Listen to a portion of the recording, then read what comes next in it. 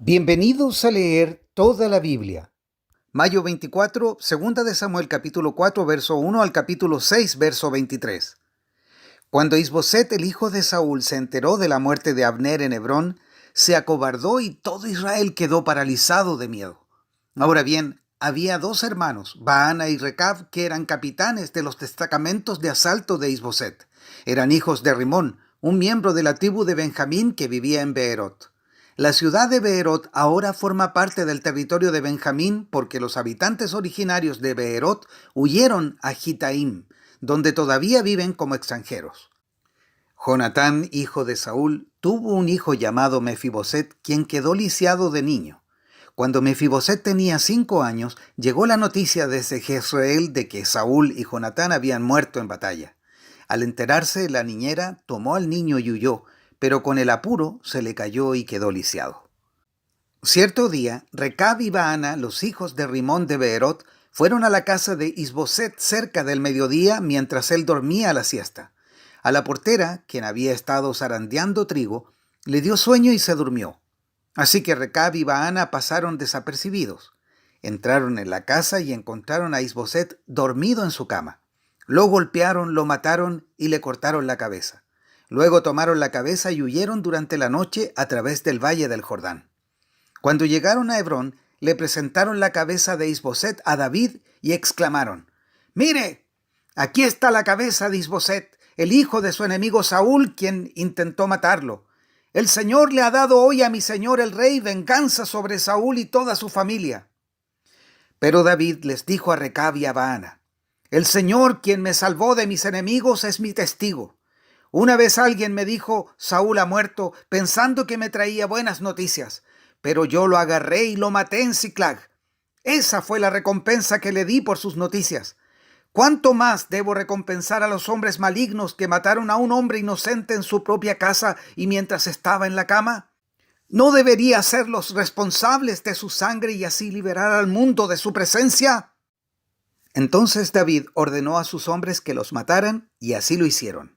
Les cortaron las manos y los pies y colgaron sus cuerpos junto al estanque de Hebrón.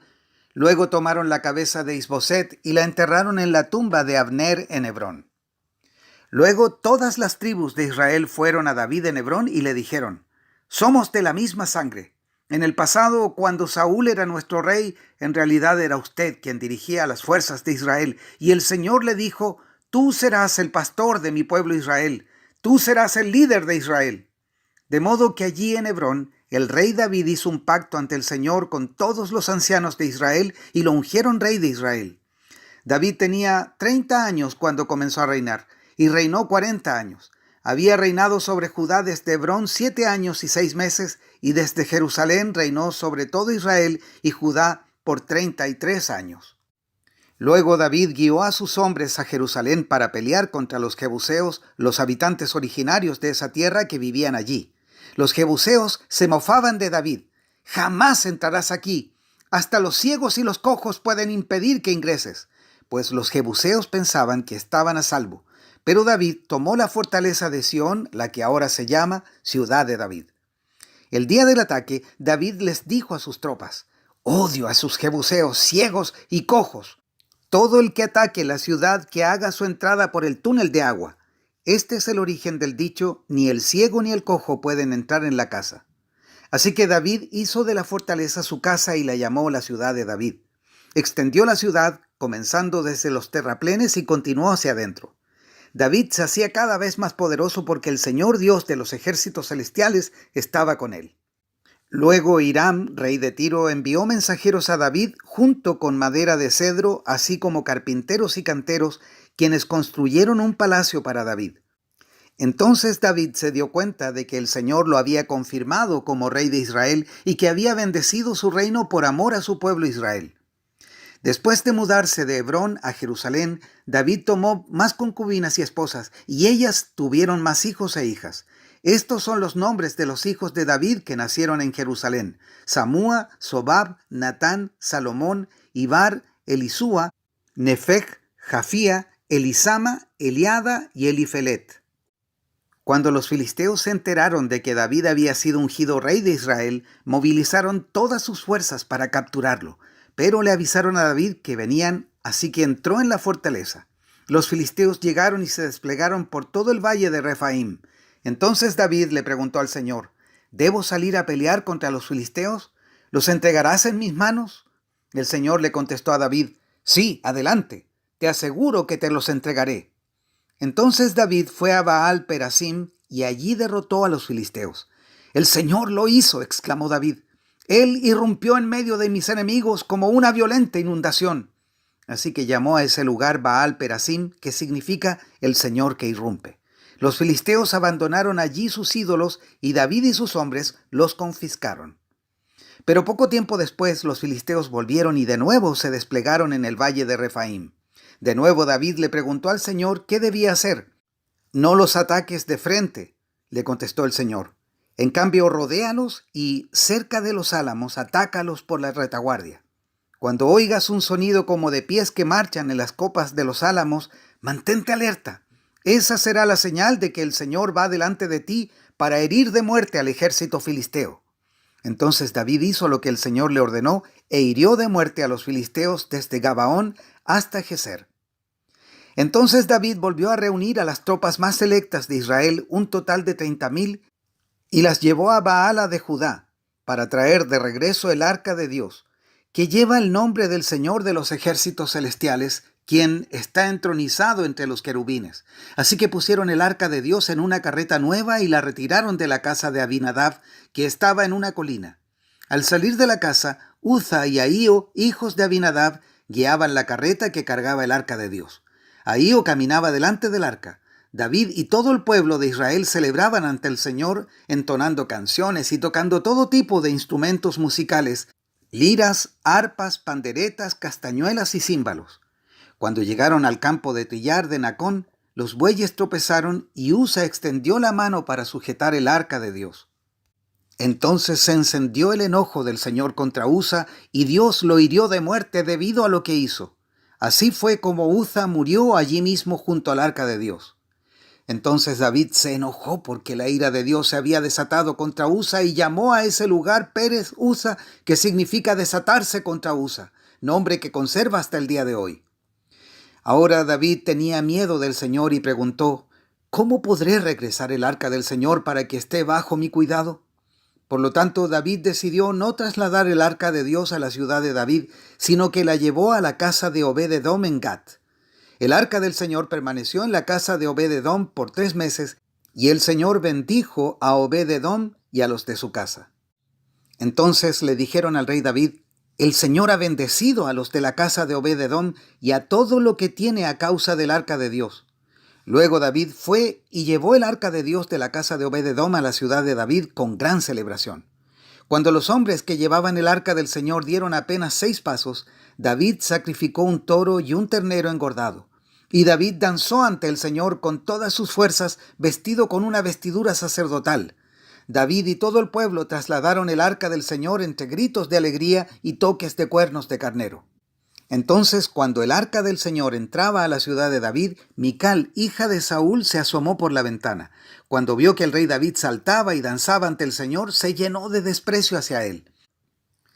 Así que trasladaron el arca y la colocaron en su lugar dentro de la carpa especial que David le había preparado.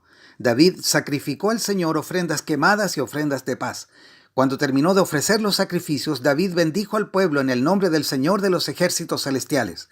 Después repartió a todos los israelitas que estaban allí reunidos, tanto hombres como mujeres, una hogaza de pan, un pastel de dátiles y un pastel de pasas de uva. Luego todos regresaron a su casa. Cuando David regresó a su hogar para bendecir a su propia familia, Mical, la hija de Saúl, salió a su encuentro y le dijo indignada: «¡Qué distinguido se veía hoy el rey de Israel, exhibiéndose descaradamente delante de las sirvientas, tal como lo haría cualquier persona vulgar!». David le explicó a Mical: «Estaba danzando delante del Señor, quien me eligió por encima de tu padre y de su familia. Él me designó como el líder de Israel, el pueblo del Señor, y de este modo celebro delante de él. Así es, y estoy dispuesto a quedar en ridículo e incluso a ser humillado ante mis propios ojos. Pero esas sirvientas que mencionaste de seguro seguirían pensando que soy distinguido». Y Mical, la hija de Saúl, nunca tuvo hijos en toda su vida.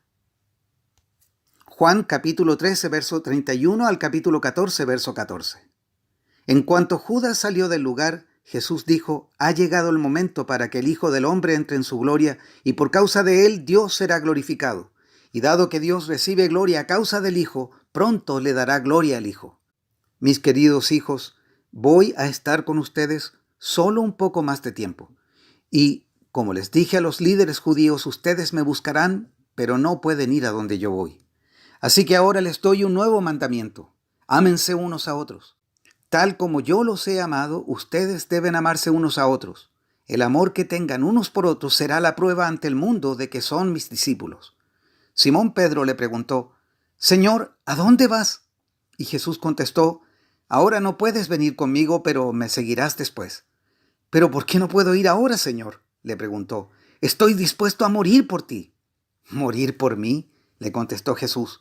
Pedro, te digo la verdad, mañana por la mañana, antes de que cante el gallo, negarás 3 veces que me conoces.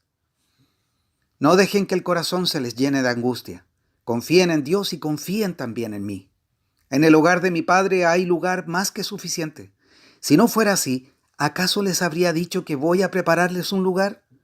Cuando todo esté listo, volveré para llevarlos, para que siempre estén conmigo donde yo estoy. Y ustedes conocen el camino que lleva a donde voy.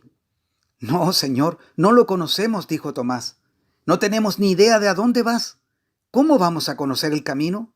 Jesús le contestó: yo soy el camino, la verdad y la vida. Nadie puede ir al Padre si no es por medio de mí. Si ustedes realmente me conocieran, también sabrían quién es mi Padre. De ahora en adelante ya lo conocen y lo han visto. Felipe le dijo: Señor, muéstranos al Padre y quedaremos conformes. Jesús respondió: Felipe, he estado con ustedes todo este tiempo y todavía no sabes quién soy. Los que me han visto a mí han visto al Padre. Entonces, ¿cómo me pides que les muestre al Padre? ¿Acaso no crees que yo estoy en el Padre y el Padre está en mí? Las palabras que yo digo no son mías, sino que mi Padre, quien vive en mí, hace su obra por medio de mí. Solo crean que yo estoy en el Padre y el Padre está en mí. O al menos crean por las obras que me han visto hacer. Les digo la verdad, todo el que cree en mí hará las mismas obras que yo he hecho y aún mayores, porque voy a estar con el Padre.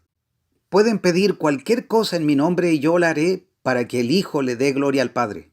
Es cierto, pídanme cualquier cosa en mi nombre y yo la haré. Salmos 119, 17 al 32. Sé bueno con este siervo tuyo para que viva y obedezca tu palabra. Abre mis ojos para que vea las verdades maravillosas que hay en tus enseñanzas. No soy más que un extranjero en la tierra. No escondas de mí tus mandatos. Siempre me conmueve el deseo de conocer tus ordenanzas. Tú reprendes al arrogante. Los que se alejan de tus mandatos son malditos. No permitas que se burlen de mí y me insulten, pues he obedecido tus leyes. Hasta los príncipes se sientan y hablan contra mí, pero yo meditaré en tus decretos. Tus leyes me agradan, me dan sabios consejos. Estoy tirado en el polvo. Revíveme con tu palabra. Te conté mis planes y me respondiste. Ahora enséñame tus decretos. Ayúdame a comprender el significado de tus mandamientos y meditaré en tus maravillosas obras. Lloro con tristeza. Aliéntame con tu palabra. Líbrame de mentirme a mí mismo. Dame el privilegio de conocer tus enseñanzas. He optado por ser fiel. Estoy decidido a vivir de acuerdo con tus ordenanzas. Me aferro a tus leyes, Señor. No dejes que pase vergüenza. Perseguiré tus mandatos porque tú aumentas mi comprensión. Proverbios capítulo 15, versos 31 al 32. Si escuchas la crítica constructiva, te sentirás en casa entre los sabios. Si rechazas la disciplina, solo te harás daño a ti mismo. Pero si escuchas la corrección, crecerás en entendimiento. Hasta aquí la lectura de hoy.